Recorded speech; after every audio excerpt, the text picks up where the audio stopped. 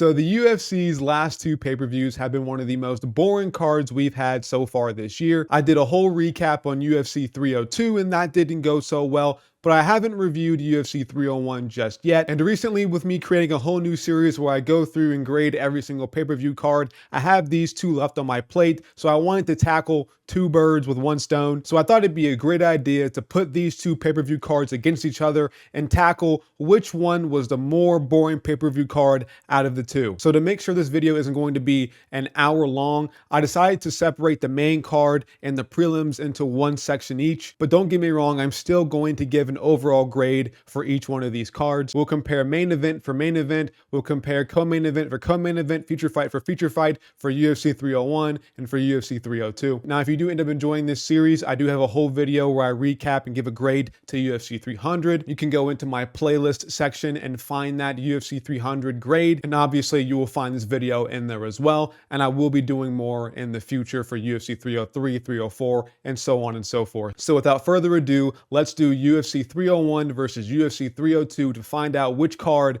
was more boring. So now that we have both cards up and ready, I wanted to give a stat real quick. So UFC 301 only had 3 finishes on the card. It was Islam Makhachev versus Dustin Poirier, it was Kevin Holland versus Mikhail Alexejczyk, and it was Jailton Almeida versus Alexander Romanov. These were the only finishes on the entirety of the card of UFC 301. That is abysmal. And even all 3 of these finishes weren't even by KO. They were all by submission. So when you have an entire pay-per-view card full of 12 fights and only 3 of those fighters get a finish on the entirety of the card, it's not the most entertaining outright. Now, when I compared that to UFC 302, which had 6 finishes on the card, that pretty much gives UFC 301 some plus points. It already puts it ahead of UFC 302 just by having more finishes on the card. But you know what? Finishes don't always tell a full story. Sometimes fights can be exciting and you don't even need a finish for it. We've seen plenty of wars in the UFC where guys are going back and forth, knocking each other down, and it still ends up being a decision. So I don't think it's totally fair that we just score this based on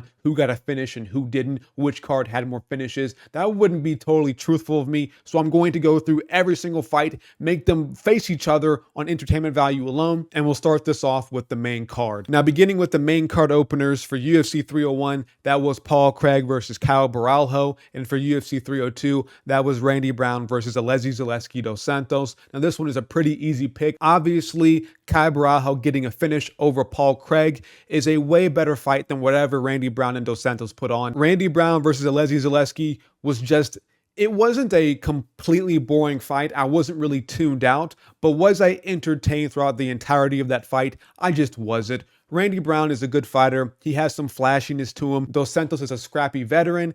This fight wasn't a bad fight by any means, but was it a great fight? Did he get a finish? No.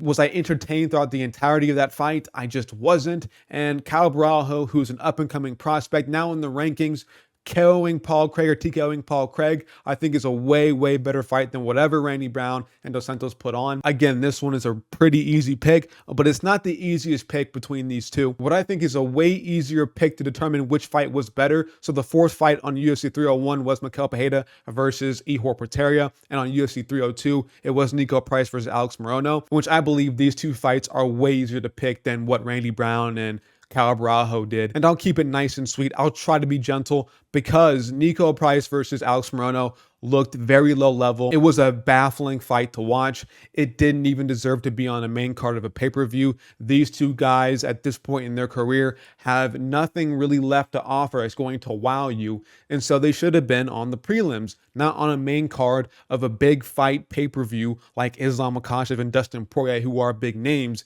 and having Nico Price, who at this point in his career just got KO'd by Robbie Lawler, and having Alex Morono, who is a pretty much a pillow puncher for the majority of his career. I don't think these two deserve to be on a main card, and their fight pretty much proved that. It looked, again, very, very low level, not very technical. Morono gassed in the 2nd and 3rd round. Nico Price was just walking into shots. He looked very unorthodox and untechnical, and it just didn't look like an elite level fight that should be in the UFC, for one, and should be on a main card of a pay-per-view. While as Mikel Pereira went out there and got a quick finish over Ihor Potieria. Now, should have Potieria even been in there with Mikel Pereira? No way. but then again, it was on short notice for him. Mikel Bejeda had an opponent pull out. It was Makhmud Muradov, and so Ihor Potieria stepped in on short notice to fill that void. So Ihor Potieria, respect to him, he went in there on short notice to fight Mikel Bejeda, but he got pretty much finished in under a minute. It might have been a free win for Mikel Bejeda, but you know what? He went out there and he got a finish, and he made it look easy, and that is what he should have done. So that pretty much makes 301 up 2-0 in terms of excitement,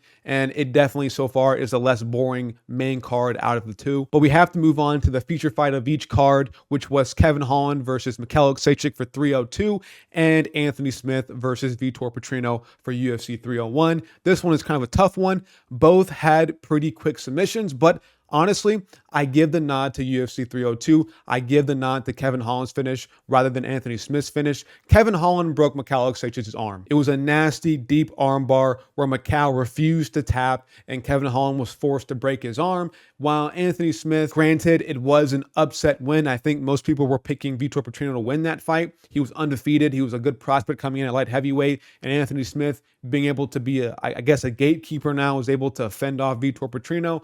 But I think Kevin Holland, I think that fight in the moment was just way more exciting than what Anthony Smith and Vitor Petrino put on. Kevin Holland got dropped in the first round as well before getting the submission. That to me is just way more valuable. In the short time that both of these fights went on for, Kevin Holland versus Mikhail Aleksejczyk had way more excitement involved than what Anthony Smith versus Vitor Petrino had. They both got finishes, and honestly, it is kind of weird the fact that Anthony Smith got a finish, but you know what? He got one anyways. But I can't really complain too much because both of these fights got a finish, and that's pretty much all I want from a fight for the most part, is just a good competitive fight with a finish at the end. I think most people desire that. I think we all love to see fun fights in the UFC. It might be a hot take, but you know, it is what it is. Now, moving on to the main event, UFC 301 had Jose Aldo versus Jonathan Martinez, while UFC 302 had Sean Strickland versus Paulo Costa. Now, again, another tough one here. I'm going to go with UFC 301 getting the nod. I think Jose Aldo's fight versus Jonathan Martinez was a bit more entertaining than what Sean Strickland versus Paulo Costa put on. And the reason why I'm leaning towards Jose Aldo's fight is the fact that I felt like Sean Strickland versus Paulo Costa, we expected more. I think we all finally thought that Paulo Costa would just stop the bullshit and he would actually go out there and try to have a fun fight and walk down Sean Strickland like how we did against Joel Romero and try to put him out cold. But turns out Paulo Costa don't got that dog in him like we thought, and he was actually the one getting walked down by Sean Strickland and pretty much outstruck for 5 rounds. Again, Sean Strickland won that fight very clear. How in the hell there was a 49-46 scorecard in favor of Paulo Costa is absolutely criminal. But you know what? I'm only ranking these fights based on entertainment. And I think Jose Aldo, after being out for quite a long time, coming back and having a good performance over Jonathan Martinez, I think that ranks higher than what Sean Strickland did against Paulo Costa. I don't believe Strickland's fight was amazingly boring, but was it pretty boring? I would say so, but that is more on the fact of Paulo Costa not wanting to come forward and trade with Strickland. I do think Strickland can be a fun fighter, but it requires another fighter to want to trade in the pocket with him, and Paulo Costa just didn't want to do that on that night. So I'm not trying to diss Sean Strickland here, but I think Jose Aldo just had... They both weren't amazingly crazy, fun, super entertaining fights, but I think I have to give the nod to Jose Aldo. It was just barely more entertaining for me. So I'm going to go ahead and give the nod to UFC 301 for this one. That puts him up 3-1 if you're wondering, by the way. And moving on to the main events for UFC 301, we had Alexandre Pantoja versus Steve Erceg. And for UFC 302, we had Islam Makhachev versus Dustin Poirier. I'm going to give the nod to UFC 302 on this one. I think Islam's fight versus Poirier was a bit more entertaining than what Pantoja and Erceg put on. Honestly, both of these fights are pretty similar, with Islam and Pantoja having control time over their opponents. Pantoja versus Erceg was a bit more competitive, and honestly, you could even argue the fact that Erceg got robbed against Pantoja, whereas Islam pretty much was in control of the Poirier fight for the majority of it. However, that doesn't mean that Pantoja and Erceg was more entertaining. I do think the fact that it was Islam versus Poirier made it such a huge deal. The crowd was into it the entire time. Every single time Poirier would stuff a takedown, the crowd went insane. I think that is more valuable than what Pantoja and Erceg put on in their close fight. And honestly, Pantoja-Erceg, it wasn't a terrible fight again, but does it compare to the aura that Islam and Poirier had?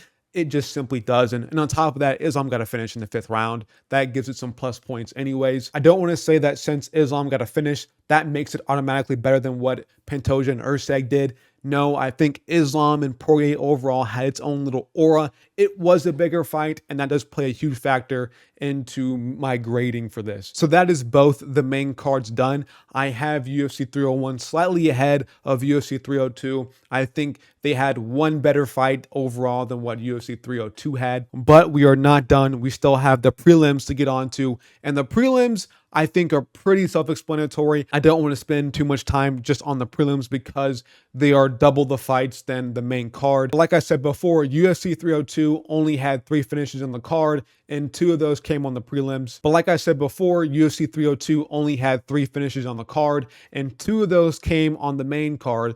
There was only 1 finish on the prelims, and that was Jailton Almeida versus Alexander Romanov. But if I am being totally honest, UFC 301's prelims weren't that much better than UFC 302's. They both were pretty boring, if I'm being honest with you. There might have been 3 finishes in total on UFC 301's prelims, which is 2 more than what UFC 302 had, but one of those finishes wasn't even that amazing. It was Jack Shore versus Joanderson Brito, where Jack Shore got a cut on his shin and they called the fight off. It was a very anticlimactic finish. So if I'm being honest with you, that finish wasn't like anything spectacular. It kind of was just out of the blue. It more so felt like bullshit. Like, why are we stopping this fight? Because Jack Shore got a cut on his leg. It didn't make much sense. So that finish alone doesn't even give UFC 301 some plus points there. It kind of made the card worse, if I'm being honest with you. But I still do think Mauricio Hufi and Alessandro Costa getting some finishes on their fights kind of makes up for the difference for that Jack Shore fight. But other than that, that's pretty much it. The rest of the UFC 301 prelims really weren't that entertaining. I mean, the best fights probably were Elsbrenner versus Miktik Arolbai and Joaquim Silva versus Drakkar Klose. I mean, even Ismail Bonfim, when he fought Vince Piquel, wasn't really that entertaining. And the rest were women's fights. And these women's fights didn't really break the barrier, and none of them really that entertaining. So it's kind of the same deal for UFC 302. The best fight on the prelims, in my opinion, outside of the finish that Jailton Almeida had, probably was maybe Roman Kopylov versus Cesar Almeida, and that fight had a lot of grappling in it that wasn't too entertaining to watch. Other than that, it might have been Jake Matthews versus Philip Rowe. That was also another entertaining fight, but was it super amazing? No, it really wasn't as well. So again, and as expected, both of these prelim cards didn't really deliver and they were pretty boring, but this video is which card was more boring. And I think UFC 302 takes the cake with that. I think Grant Dawson versus Joe Selecki pretty much stunk up the card. I think watching 14 minutes of full guard camping from Grant Dawson just didn't really give me a great sense of excitement. I think outside the knockdown in round 1 from Kopylov, him versus Cesar Almeida was pretty disappointing as well. And Philip Rowe versus Jake Matthews didn't really have too many exciting moments as well. So I'm going to give the nod to UFC 301. I think UFC 301 was just a very slightly better card than UFC 302. They both, again, were very, very boring, and they don't live up to the expectation that we want from the UFC when it comes to having pay-per-views. We pay a lot of money for these pay-per-view cards, $80. Some people pay even more to get ESPN Plus on top of that. And paying $80 to watch Nico Price versus Alex Morono, it doesn't really do it for me, I'm not gonna lie. So with that being said, I think it's time that I finally give each of these cards a grade. This is the moment you've all been waiting for. I'm going to give each card a grading 1 through 10.